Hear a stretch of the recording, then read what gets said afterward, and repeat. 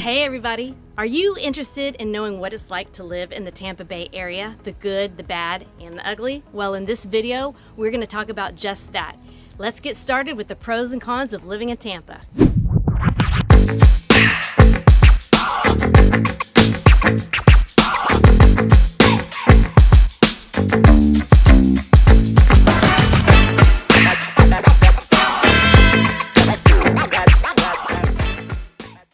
Hey everybody, I'm Emily. I'm a licensed real estate agent here in the state of Florida, and I grew up right here in the Tampa Bay, St. Pete area. And I have a lot to say about the things that have changed, some good, some bad, and we are going to get into that today. But first, if you have any real estate related questions, I would really love to hear from you. All of my links are below and you can reach out to me. I can answer those questions for you. You can also schedule a 30-minute consultation with me and we can discuss your personal real estate needs and goals. And that calendar link is also below. And as always, please hit that subscribe button and that notification bell so that you can get notified when I drop new videos. So today, finally get to talk about the good, the bad, and the ugly of Tampa. And I've got a lot to tell you. So as I was making this video, I was outside shooting the beginning. And the reason why I'm inside today, it's 1,000 degrees. I'm not kidding. There was a heat advisory yesterday. And this is, I think, the hottest summer that I've ever experienced in Tampa. Global warming is real, whether you believe it or not. That to me is very apparent here in the Tampa area. So let's get to it. Weather. This can be a pro and a con. Are you a warm weather person? Are you a humidity person? Can you handle hurricanes and thunderstorms and that sort of thing? Then you'll be fine here. If you're from Seattle and that sort of place, that dry, cold weather, you're gonna have a lot to get used to here. I have a buddy of mine from Colorado. We met when we both lived in Austin, Texas. Totally great buddy of mine. We went skiing together. He's like a brother. And he just called me up a couple weeks ago and he said, guess what? I'm thinking about moving to Florida. And I was like, are you crazy? You know it's hot here. You left Austin because of the heat in Texas and you went to Denver and now you want to come to Florida? I was like, you need to plan a trip and you need to come check it out first. And he took my advice. And he took my advice on where to stay, put him up in this really great Airbnb in Treasure Island where he could basically walk the beach down from the Don Cigar all the way up to Madeira Beach, one of my favorite beaches, and get to know the locals and talk to people. And it really served him well. The heat, he did say, was a lot, but he felt like he could deal with it. But he's trying to figure out whether he wants East Coast or West Coast. So when it comes to weather, the West Coast, which is Tampa, along the Gulf Coast, or the East Coast, which is obviously on the East Coast of Florida, the weather's very different. Also, the ocean is very different. The water is different. You're gonna have a colder water on the East Coast, a lot more rip curls, undertows, and that sort of thing. My boyfriend and I were in St. Augustine a couple months ago celebrating my birthday, and it's beautiful. Love St. Augustine, but the beaches there are just very different than what we're used to here in the Tampa, St. Pete, Clearwater area. It was beautiful, but we couldn't get in the water. There's too much of an undertow. My friend is still trying to figure out whether he wants to be on the East Coast or the West Coast. I'll keep you posted. But again, the weather. Some summers I've noticed we are having like a normal kind of summer, not too hot, not too crazy, not a lot of storms. This summer we have had a lot of storms. Every afternoon we have rain and we have thunder and lightning like you have never experienced. It will crack so loud that it feels like it's coming right through your roof. So you've got to prepare yourself for that. You never want to leave the house without an umbrella. You want an umbrella in your car, you want one in your purse or your backpack, and you want one in the house. My dog doesn't like to be walked in the rain, so I have to kind of plan his walks around it. Usually the typical summer storm won't last very long. It'll start anywhere from 3 or 4 o'clock in the afternoon, and then it kind of peters out. Because again, we are a small peninsula, right? So it's just gonna kind of breeze through and go to the other coast. But for us here lately, it has been quite crazy. Lots of tropical storms. Luckily, they have not increased to a hurricane. We are very lucky about that. But the great thing about, well, it's probably not a great thing, but I've lived in Los Angeles where we had fires and we had earthquakes and you don't get a lot of warning. At least here, the positive is that you get a warning. You know, we have really great meteorologists. They really know what they're talking about. And if you follow certain ones, you know, you can follow them on Instagram, Facebook, and all that kind of stuff. And they really keep you up to date, up to minute about what you should do, evacuating, you know, all that kind of stuff. But honestly, I haven't really been through a hurricane here since I was a child. But I think about 4 years ago, they had quite a significant hurricane, lots of flooding. So it does happen. You have to consider that when you're moving here. So let's start talking about some of the fun things that we get to do here in Tampa, the good and the bad of it, okay? My favorite thing is Gasparilla and Gasparilla Music Festival. So Gasparilla is, it's our Mardi Gras. Everybody dresses up in pirate costumes. There is a children's parade. There's a nighttime parade. The ship that Jose Gaspar captains comes into the port of the bay, and they take our governor hostage, and they take over the city for the day, and you know, everybody's throwing beads as the boat's coming in. I'm sure you can find some information online. I'll try to link some stuff as well. It's a lot of fun. Me and my friends do it every year. It's an all-day event. Even if you have a family. So I don't have a family, so I do all the partying stuff. But my friends who have kids, like I said, there's a kids parade, and there's a lot of fun activities for them as well. There's also usually a 5K when we're not, you know, in the kind of state of the world that we are right now. There's lots of activities around it. And then as you go on, I think around March, they keep changing it because of everything going on.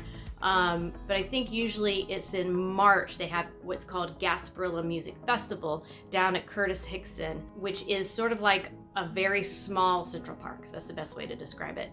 Very small, little plot of grass, and it overlooks the Hillsborough River. Another really great place that we'll talk about soon. All right, let's touch upon some of the bad. I know I tend to be a little poly-positive about things, so I'm not someone that automatically talks about negative things, but I'm gonna pull some stuff out because I've got my own opinions about things, and if you've got your opinions about Tampa, please comment below. I'd love to hear what you have to say. My biggest con of coming back to Tampa is the traffic and the drivers and how horrible the drivers are. I have lived in Los Angeles, I've lived in Austin, Texas, I have lived in Atlanta, Georgia, and I have traveled to many cities and driven in places like New York, and it's still not as bad as it is here. I really wish they would make everybody take an actual physical driving test, even me. When I came to Tampa and I had to surrender my Atlanta driver's license, it was just sort of like a swap. Here you go. I don't think I had to take a test of any kind. I definitely didn't have to take a driving test. I think they need to really rethink that because we have a lot of traffic and because we have terrible drivers, we have a lot more accidents. So that can also bottleneck our interstates, and we don't have a lot of infrastructure built out yet for the amount of people that are moving here. So our traffic has gotten horrendous. So it used to be if you lived in Tampa, let's say West Chase, which is on the west side of the airport, and you worked in St. Pete, it was a little bit of an easier commute. It wasn't that bad. You could get there in 30 minutes. Now, if there's an accident on one of the bridges, forget about it. You're late. I've had bosses stuck on that bridge for an hour and a half based on an accident. So you just have to plan accordingly. So if you get road rage, let me just speak about me. I had to learn to calm down, and I had to learn to not be in a hurry, and I had to learn to not drive like the people drive here.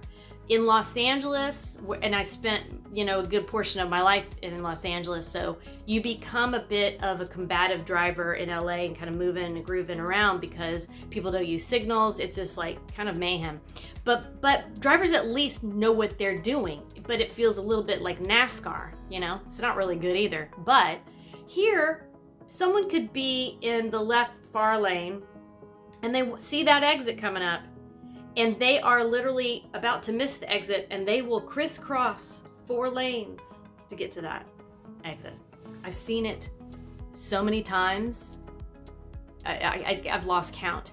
So keep that in mind as well. Keep in mind traffic, especially when you're looking at areas to live in. You want to make sure, just because Tampa is considered kind of a small town, the traffic is crazy. So you do have to consider your commute times. And I would probably get thrown off of YouTube if I didn't talk about the sports in Tampa. I warn you, I'm not a huge sports fan, but I am so proud of our sports teams, I have to say.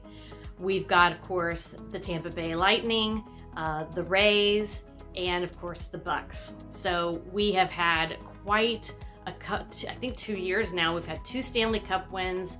We had a Super Bowl win with the GOAT, Tampa Tom, as we like to call him. So we're super excited about the fact that we've got such amazing teams here. And I think our baseball team actually made it to the playoffs as well. Sorry, is it called playoffs? World Series? That's what it's called. I got another con for you. Red tide. Red tide is horrible. We've had a lot of it. Honestly, I'm not really sure what causes it, but it's something about, the ecosystem of the ocean water in conjunction with biohazard material being dumped into our oceans. Thank you very much. As well as the heat. It's all just like a big mess, and it creates what's called red tide, and it kills the fish, and it can also kill our dolphins. And we've had massive amounts of water life killed this season. So how does it affect us humans? You will be able to smell it. Again, when my buddy Chad came to visit and we sat outside, I was like, I want to take you somewhere for a really nice beach sunset to introduce you to Florida. And I'm sitting outside going, oh God, my eyes are watering and my throat is itchy, and we're both coughing. And he's like, oh, I can smell the ocean. And I'm like, no, I'm sorry, that's not normal. That's called red tide. So yeah, that you don't have to get used to that. That doesn't come here every season, but it has been really horrible. I spend my life at the beach. When it's hot, I'm at the beach. When I have a day off, I'm at the beach. It's just my favorite thing to do. I'm a beach girl. I love the ocean. I'm a saltwater baby. And having the red tide right now has been really detrimental to our beach lives. And it's also really hard for our vacationers too. I mean, we are a travel town, a destination town, and people come here and they expect to be able to go to the beach. And it really sucks when people book their travel here and they're not told about the red tide. So if you know friends that are traveling here or even thinking of moving here, I would highly suggest them researching about the red tide, because it can significantly change your plans if you're coming here for a visit on the beach. It's funny, when I decide to do these videos and I'm thinking about, okay, so what do I want to talk about? And I normally have a list of cons in my head, right? Then I come to talk and I'm like, wait, I have to remember that list. I should probably write it down. But on the top of my head, another con is the allergies here. And like I said, I've lived in some pretty, big towns that are known for, like Austin has the worst cedar season. Cedar fever is the worst. LA has a lot of environmental allergies I developed there because of smog. But Tampa, if you're prone to sinus infections, you need to talk to your doctor when you get here because you have to get on a protocol pretty quick. My first spring here was pretty rough. It usually starts around, well, it just depends on when it starts getting hot after the fall. But as soon as that heat starts to pick up, you need to start putting yourself on a regimen. And I would talk to an allergist or your doctor about it. But you want to make sure that you are comfortable, because let me tell you, I am still having allergy issues, and it is, what are we in? We're in August. So keep that in mind as well. Bad allergies. It's not just slight allergies, bad allergies. So as a kid, I really took for granted how cool Tampa was when it comes to diversity. Being quite a WASP here, anywhere I go. I grew up with Puerto Ricans, Cubans, Blacks, Spanish, Hispanic, you name it. I was the whitest person in my high school. I went to Chamberlain High School. I was a chiefette. I actually danced in the Gasparilla Parade. That was a highlight. But, most of my friends were a mix of something. And now that I've come back to Tampa, I really forgot how much I missed that. And what's really great too is that all the cultures sort of blend together and accept each other. I'm sure they all have their rivalries. I don't want to get into that. That doesn't have anything to do with me. But what I love is if you want Cuban food, you're going to find the best Cuban food here. If you want Puerto Rican food, you're going to find the best Puerto Rican food. If you want the best Italian food, you can find it all over town. We have some of the best authentic cuisine of all of those regions right here. And I don't think people really realize that. So the food in Tampa is unbelievable. Not to mention we're known for the Cuban sandwich. So there's a place, I'll have to link it below because I can't remember the name offhand, but they've got probably the best Cuban sandwich. I think it's the El Segundo Bakery on Kennedy. That's probably where I've had the best Cuban sandwich of my life, and their cafe con leche. So highly recommend it. But usually my friends one of my best friends is Costa Rican, and she knows where to buy some of the best Spanish food in town. So whenever I go to her house, she's got I wouldn't even know how to shop in these places if I didn't have friends telling me. My boyfriend is Dominican, and so he was raised on some amazing food as well. So he's been introducing me to things like chicharrones. Do you know what chicharrones are? If you do, comment below. I'm addicted. I'm gonna have a cardiologist after it though. And whether you are a fan of it or not, the medical marijuana community is alive and well here in our great state. And in Tampa, I think because this has obviously always been a big retirement community, and we still have that. My mother just actually decided to retire here, and she has a lot of mobility issues, and everybody just wants to put her on pain meds, and she's really just not a medication person. And it took a while, but my brother and I convinced her that she should try medical marijuana and get her marijuana card and go through the proper channels. And since she's done that, she says she has never slept so good in her life, and is able to manage her pain in a different way and actually have a better quality of life here. And so I think that's a really positive thing that has been brought to our state, is that ability, especially for our retirees, to have that option.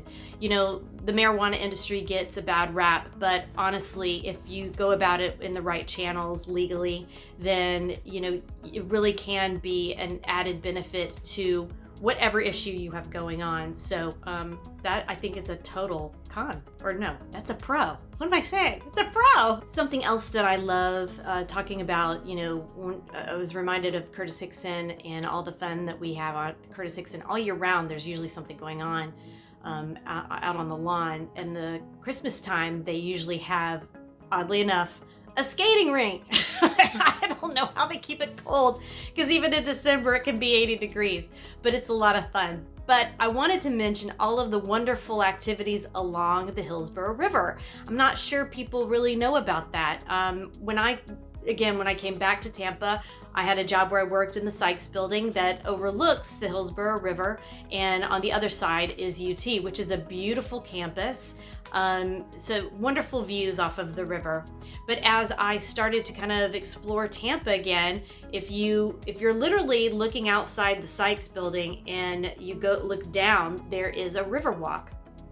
And you can take that walk all the way north up the river. So you have Curtis Hickson, you keep going, you've got the Brian Glazier Children's Museum, you keep going.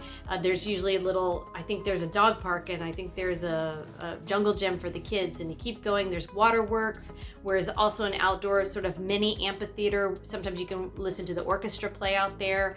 They have a splash pad for the kids. And then as you keep going north, there's Eulalie, one of my all-time favorite restaurants in Tampa. They've got some of the best grilled oysters. They're known for their frosé, just so you know, and they make their own ice cream. I've gone there with friends just to have drinks and dessert. It is worth it. Okay, and then you keep going, and then you'll have like a little area where you could rent scooters and bikes and that sort of thing. There's also a kayak place and an outdoor sort of tapas bar. And as you keep walking north, there's Armature Works. And Armature Works opened a couple of years ago. We were couldn't wait for it to open. It's like a big warehouse type of situation, industrial looking, old, probably from the 1900s, lots of brick and steel. And inside of it, they basically gutted it and divided areas off for all these wonderful little vignette type of restaurants. And again, a wonderful sushi place. The food is phenomenal. And then there's this huge open space overlooking the river that you can sit outside with your family and friends. They've got corn roll, is that what you call it? Corn throw, whatever that thing is. Little games. There's usually somebody playing guitar. And again, you can watch people going up and down the river on their own boats. But one of my absolute favorite things to do in Tampa is the pirate water taxi. So if you like to hop around, if you and your friends are looking for something fun to do or a fun, interesting date night, you can start on the north part of the river at Rick's on the River, and you can basically take the water taxi. I think it's like 25 or anywhere 25 to 35 bucks, I think, for an on-off pass. And they have like little stops, little taxi stops. Rick's on the River is basically a wonderful hole in the wall if you want a really good beer and some oysters and some seafood. People dock their boats there. I think the Freedom Boat Club has a little spot there as well. So that's at the top. It's over by Blake High School. You come down the river, and then there's a stop right there at Eulalie between Armature and Waterworks. There's a stop. I think there's a stop at the Straz Center. So I forgot to mention the Straz Center is where all of the tour companies come, the theater comes to town. And then there's a stop at Curtis Hickson. And then you can keep going all the way down the river over Ashley and down, and you can take it all the way down to Channelside. And at the end, right before Channelside, I like to stop, and I gotta find out what that stop is, but basically it's the Colombian Restaurant Cafe. Now, we're gonna talk about food again here because I got to tell you about the Colombian restaurant. Colombian has been in Tampa, I'm gonna get these dates wrong, but early 1900s, it has to be, something like that. It's one of our oldest, I think it's Spanish food. I should probably do my research before I talk to you about it, but it's so good. They have some of my favorite gazpacho, my father's favorite black bean soup, some of the best food I've ever had. Their salad, is it 1887 salad? Again, I'll post it all here for you. So amazing food. But you can hop, getting back to the water taxi, so you can hop on and off. So you could start the night with drinks at Rick's on the River. You can go to Eulalie for dinner. You can stop along the way at Curtis Hickson and go to Four Green Fields, which is our Irish pub, and get yourself a pint. And then you can keep going down the river and you can end up at the Colombian restaurant. I think that's a beautiful date night. So another cool thing that happened to Tampa while I was away was the creation of Cigar City Brewery. It actually was created by a friend of mine named Joey Redner, and he's kind of a local hero of sorts. And we went to high school together, and he's kind of in my circle of friends, but we're all so proud of him and what he created. And he just keeps rediscovering things. Now I think he has like a little mead garden or something like that. But anyway, it kind of started to kick off this trend in Tampa along with all the other cities, because again, remember, I was in Austin for a while, and we have amazing breweries in Austin as well. So coming to Tampa, I was thinking, what are some of the cool things? Well, hey, Tampa's getting cool too. Now we've got a bunch of breweries. So Joey really kicked it off with Cigar City Brewery. So we're really proud of our local boy, Joey Redner, and how he kind of started this brewery trend here in Tampa. And there's some other areas that have some really great breweries too off of Florida Avenue. There's Florida Avenue Brewery, Brew Bus, as well as over in Dunedin.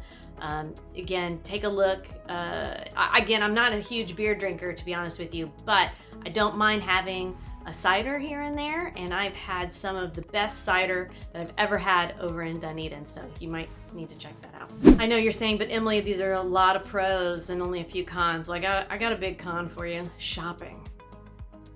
I've got several cons about shopping. Again, I come from LA. I was basically raised on Trader Joe's and Whole Foods. And there's a Trader Joe's in St. Pete off of 4th Street. And then there is a Trader Joe's in South Tampa off of Swan. So I kind of have to plan my Trader Joe's trips around my trips down to South Tampa because I live about 20 minutes from South Tampa. And with traffic, like I mentioned before, you got to pick and choose wisely. So there's also a big Whole Foods in Northdale, up in the Carrollwood area. And then there's a Whole Foods, we call it Midtown now, and it's off of Dale Mabry and 275. I'm not a big frequenter of Whole Paycheck, but if that's your jam, good for you. Now we've started to get more Sprouts, which I'm like, okay.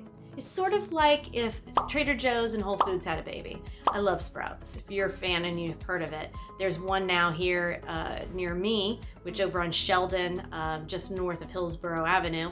And thank God, because I was about to lose my mind. And now I think there's another one over in Palm Harbor. There's one in Clearwater. So Sprouts are starting to sprout up everywhere. As far as like shopping for clothes and that sort of thing, to be honest with you, I don't find that I can shop for clothes here. I just don't. There's some cute little boutiques, and if anybody has any recommendations for some boutiques, please comment below. I would sure love some.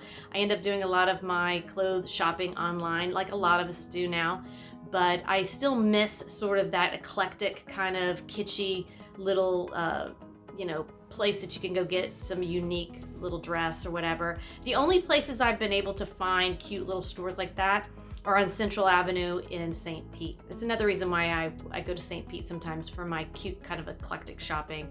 They've also got some really cool crystal stores if you're into that, metaphysical stores in St. Pete. That's a lot of fun. But other than that, I have to say the shopping is fairly limited. We have what's called the International Mall, which is near our international airport. And it's huge, and it does have the mainstream stores like Nordstrom's and that sort of thing, Sephora's, and you can also, there's a Louis Vuitton in there, and it definitely caters to that, upper level buyer. But so in Citrus Park Mall over here near me, I'm sort of a south part of West Chase, has a lot of stuff too. So you end up finding what you need. But the good thing is you can find a Walmart at every corner. You can find a Target at every corner. So you're pretty safe when it comes to some of those staple stores. And again, Home Depots, that sort of thing, they're on every corner. Not a ton of Starbucks, I'm gonna say, compared to what I'm used to. A Starbucks every 3 minutes from each other. So if you're addicted to Starbucks, you might need to make a little route for yourself or do a Starbucks search on your map so that you know where you can get your dose of Java. But that's about it, I think. If you have your own ideas of bad or the cons of Tampa, please help me out. I mean, I am sure I've got more and there'll be more videos about it. But truly, I think these are my top pros and cons of Tampa, things that I think that people that don't live here don't really pay attention to or wouldn't know to pay attention to. So please feel free to comment below if you have any suggestions about your pros and cons of living in Tampa if you are a Tamponian, as I like to say. I don't know if that's accurate, but that's what I'm calling it. And again, I am a real estate agent here, so if you have any real estate related questions, I'd love to hear from you. You can either comment below or you can email me or text me, whatever works for you. And as always, I've got that option to take a 30-minute free consultation with me with my calendar link below so that we can talk about your real estate related needs. Whether you're a local or relocating, I work with everybody and I'd love to hear from you. So, and also, again, I have to remember to say, please hit that subscribe button and the notification bell so that you know when I'm dropping new videos. And I think that's really going to do it for now, guys. I really appreciate it. And I'll see you next time. Bye-bye.